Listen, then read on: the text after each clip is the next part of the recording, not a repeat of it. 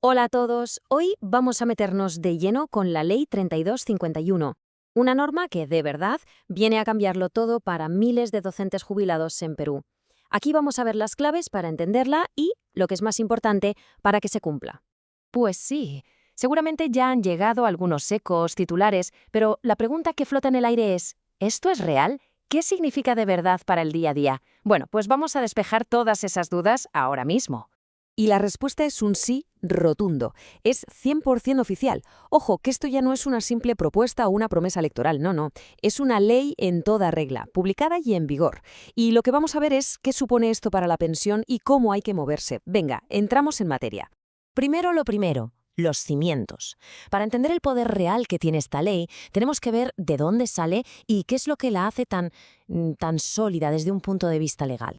A ver, fijémonos en los detalles. La ley se publicó el 15 de abril de 2026 y ¡pum!, al día siguiente ya estaba en vigor. Esto no es un borrador, está firmada y es ley. Pero el punto clave, la frase que lo cambia todo, es la última. El derecho a esta nueva pensión es un derecho adquirido. Y esto significa que ya no depende de si a un gobierno le apetece o no, ahora es una cuestión de derecho constitucional. Y ahora sí, vamos a la pregunta del millón, la que todo el mundo se está haciendo. ¿De cuánto dinero estamos hablando?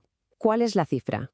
Pues ahí la tenemos. Con las actualizaciones de 2026, la base de esta nueva pensión se sitúa en 3.570 soles al mes. Este es el punto de partida. Pero, y esto es muy importante, la verdadera magia de esta ley no está solo en esta cifra inicial.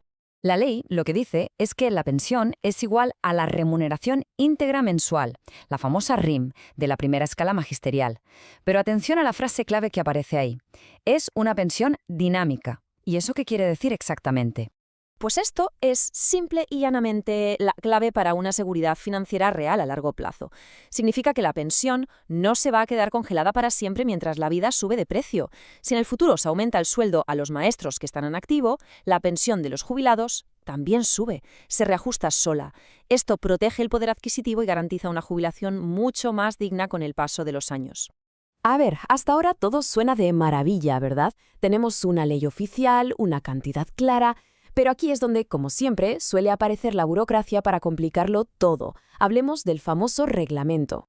La propia ley le da al Poder Ejecutivo un plazo de 90 días naturales desde que entró en vigor para aprobar el reglamento, o sea, las instrucciones de cómo aplicarla. Esto nos pone más o menos a mediados de julio de 2026. El problema, y el miedo de muchos, es qué pasa si llega esa fecha y no hay reglamento. Y esta es la pregunta que genera más nervios, claro. ¿Se queda todo en papel mojado si el gobierno no hace los deberes? ¿Es un agujero legal que puede retrasar el pago sin fin? Y la respuesta corta es que sí. Es la táctica de siempre, lamentablemente. La Administración, ya sea la UGEL o el Ministerio de Economía, se escuda muchas veces en que falta el reglamento para no pagar lo que la ley manda. Pero ojo, esto no significa que haya que quedarse de brazos cruzados. Y aquí es donde la cosa se pone interesante, porque pasamos de la preocupación a la acción. La ley y las sentencias anteriores nos dan una herramienta superpotente para saltar por encima de este obstáculo. Básicamente hay dos caminos legales. Uno es el proceso contencioso administrativo, que es el camino largo, lento y complejo, porque ahí se vuelve a discutir si se tiene el derecho o no. Pero es que aquí el derecho ya está clarísimo en la ley. Por eso, el camino bueno, el recomendado, es la acción de cumplimiento. Es una vía constitucional mucho más rápida, mucho más directa.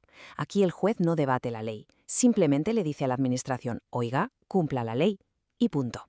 Y esto no es una opinión, ¿eh? Esto es doctrina del que más manda, del Tribunal Constitucional. Lo ha dicho por activa y por pasiva. Cuando una ley es tan clara y su mandato es directo, como en este caso que dice pensión es igual a RIM de la primera escala, la falta de un reglamento no puede ser una excusa. No hay pretexto que valga. Y esto blinda por completo la estrategia legal.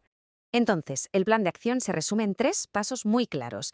Primero, se presenta una solicitud formal. Si la respuesta es no o directamente no hay respuesta, pasamos al segundo paso, enviar una carta notarial. Es un requisito clave para ir a la vía judicial. Y si después de 10 días hábiles siguen sin hacer caso, se activa el tercer paso, presentar la demanda de cumplimiento para que sea un juez quien les ordene que paguen. Y así, pues, llegamos al final del recorrido. Hemos visto la ley, hemos visto el dinero y, lo más importante, hemos visto la estrategia para que ese dinero llegue a donde tiene que llegar. La idea fundamental con la que hay que quedarse es esta. La publicación de la ley lo cambió absolutamente todo. Convirtió una esperanza, una lucha, en un derecho real, reconocido y, sobre todo, exigible. El camino puede que tenga alguna piedra, pero ahora existen las herramientas para apartarlas. Y aquí lo dejamos con esta reflexión final.